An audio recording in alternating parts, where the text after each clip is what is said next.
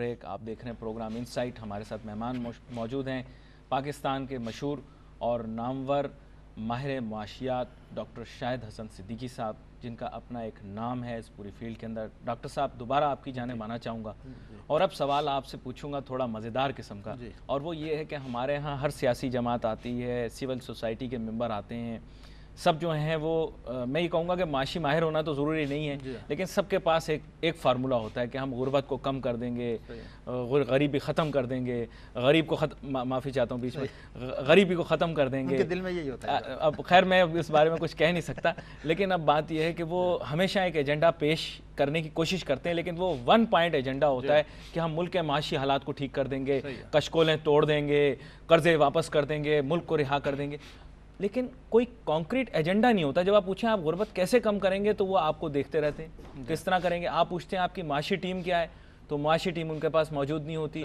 یا ایسے معاشی ٹیم کے ممبران ہوتے ہیں جو گھوڑے جو ہیں وہ ریس میں ہار چکے ہوتے ہیں یا بہت زیادہ بوڑھے ہو چکے ہوتے ہیں، اب وہ ریس میں دوڑ نہیں سکتے. آپ سمجھ گئے ہوں گے میرا کس طرف اشارہ ہے. تو ایسی معاشی ٹیم کے بغیر کیسے سیاسی پارٹیاں جو ہیں وہ اس مسئلے کا حل کر سکتی ہیں؟ یا تو وہ تجاویز مانگ لیں یا پھر آپ بتائیے کیا حل ہوگا اس کا. دیکھیے آپ نے ایک بہت ہی اہم نقطہ اٹھایا ہے، بہت اہم نقطہ ہے وہ یہ اس کی، لیکن وہ سیاستدان ہمارے کوئی بھی بیوقوف نہیں ہے. وہ میں جو سمجھا ہوں وہ یہ ہے کہ بیشتر سیاسی پارٹیوں کی سوچ یہ ہے کہ اگر ہمیں اقتدار میں آنا ہے تو اس کے لیے دو کنڈیشن ضروری ہیں.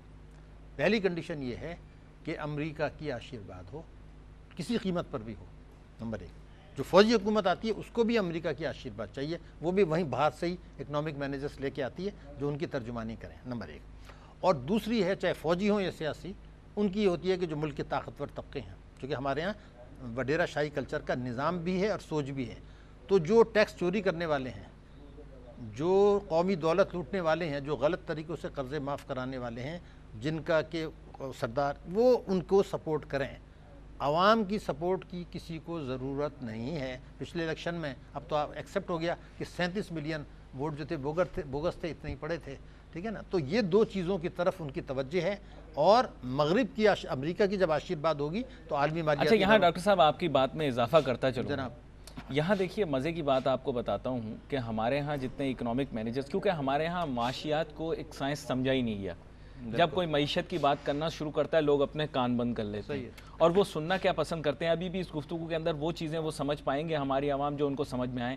باقی ان کا انٹرسٹ یہ ہوگا عابد شیر علی نے کیا کہہ دیا، بابر اعوان نے کیا کہہ دیا، شریف برادران کا کیا بیان آ گیا، عمران خان صاحب نے جلسے میں کیا کہہ دیا. یعنی وہ اپنے معاشی معاملات کو نہیں سمجھ پاتے. بلکہ آپ حیران ہوں گے کہ خاکروب مجھے ملا جس زمانے میں یہ جج بحالی کا کیس چل رہا تھا، تو وہ مجھ سے کہنے لگا جی مجھے لگتا ہے کہ جو ہے وہ 58 جو ہے وہ اب ختم ہو جائے گی، یا یہ ہو جائے گا، وہ ہو جائے گا.